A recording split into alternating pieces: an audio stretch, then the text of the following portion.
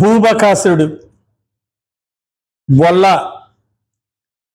రాష్ట్రాలు వదిలి పారిపోయాడు. కాంచీపురంలో దొరికాడు. తెలంగాణ ప్రభుత్వాన్ని కోరుతున్నా, సమగ్ర విచారణ జరిపించండి.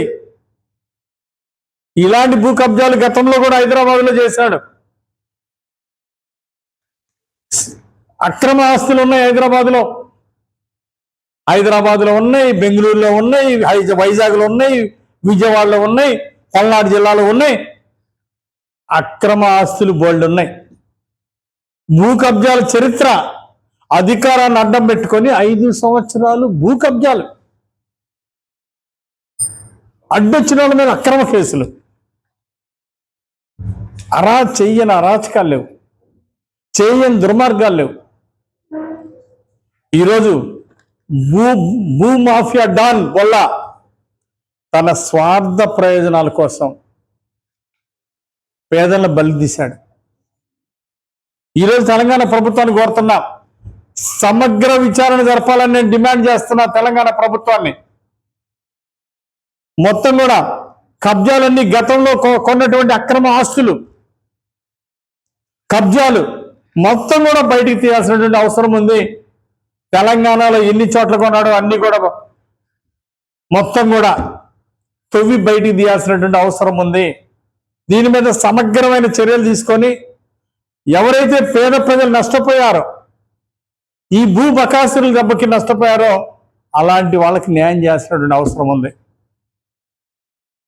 అలా ఈ గజ దొంగకు తోడు మరో గజ దొంగను తయారు చేశాడు. మన చెప్పుకుంటే సిగ్గుసేటు. వీళ్ళు చెప్పేదేమో శ్రీరంగ నీతులు, పెద్ద మనుషుల్లాగా అదన్నా పెద్ద నీతులు చెప్తూ ఉంటారు. రోజు ప్రెస్ మీట్ పెడితే నీతులు, అవతల వాళ్ళ మీద అసత్య ప్రచారాలు, దుర్మార్గ ప్రచారాలు.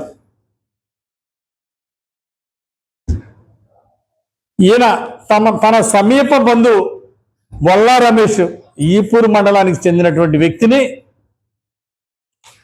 ఈ దొంగ స్టాంపులు, ఈ దొంగ జీవోలు సృష్టించడంలో